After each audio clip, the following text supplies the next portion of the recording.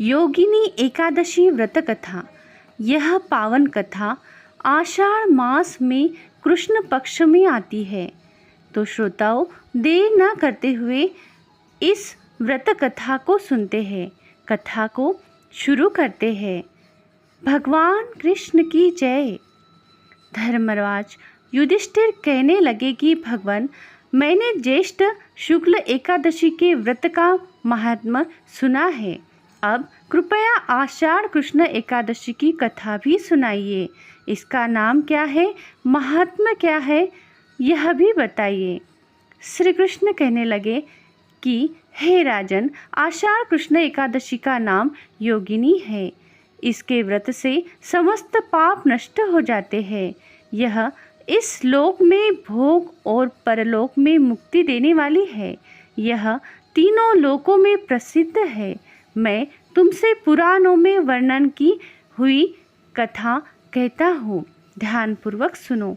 स्वर्गधाम की अलकपुरी नामक नगरी में कुबेर नाम का एक राजा रहता था। वह शिव भक्त था और प्रतिदिन शिव की पूजा किया करता था।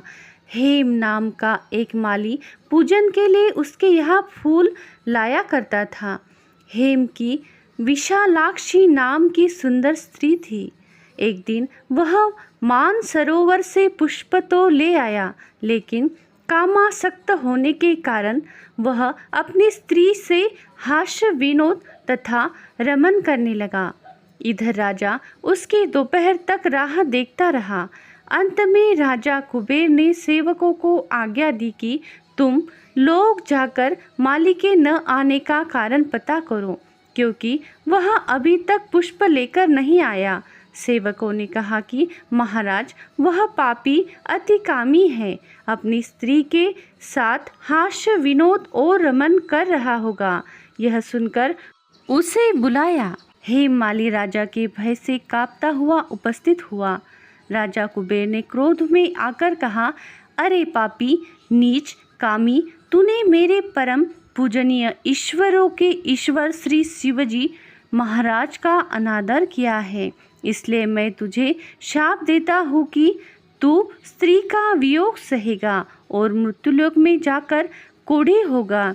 कुबेर के शाप से हेम माली का स्वर्ग से पतन हो गया और वह उसी क्षण पृथ्वी पर गिर गया। भूतल पर आते ही उसके शरीर में श्वेत कोढ़ हो गया। उसकी स्त्री भी उसी समय अंतर्ध्यान हो गई। मृत्युलोक में आकर माली ने महान दुख भोगे।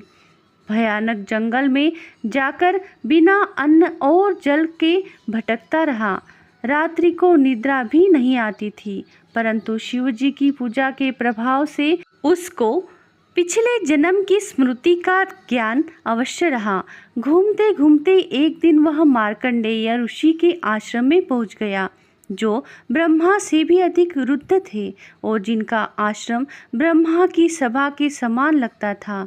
हेम माली वहां जाकर उनके पैरों में गिर पड़ा। उसे देखकर मार्कंडेय ऋषि बोले, तुमने ऐसा कौन सा पाप किया है जिसके प्रभाव से यह हालत हो गई। हेम माली ने सारा वृत्तांत कह सुनाया। यह सुनकर ऋषि बोले, निश्चित ही तूने मेरे सन्मुख सत्य वचन कहे हैं, इसलिए तेरे उद्धार के लिए मैं एक व्रत बताता हूँ। यदि तू आषाढ़ मास के कृष्ण पक्ष की योगिनी नामक एकादशी का विधि पूर्वक व्रत करेगा तो तेरे सब पाप नष्ट हो जाएंगे। यह सुनकर हेम माली ने अत्यंत प्रसन्न होकर मुनि को साष्टांग प्रणाम किया। मुनि ने उसे स्नेह के साथ उठाया। हेम माली ने मुनि के कथनानुसार विधि पूर्वक योगिनी एकादशी का व्रत किया। इस व्रत के प्रभाव से अपने पुराने स्वरूप में आकर वह अपनी स्त्री के साथ सुखपूर्वक रहने लगा। भगवान कृष्ण ने कहा, हे राजन, यह योगिनी एकादशी का व्रत 88,000 ब्राह्मणों को भोजन कराने के बराबर फल देता है।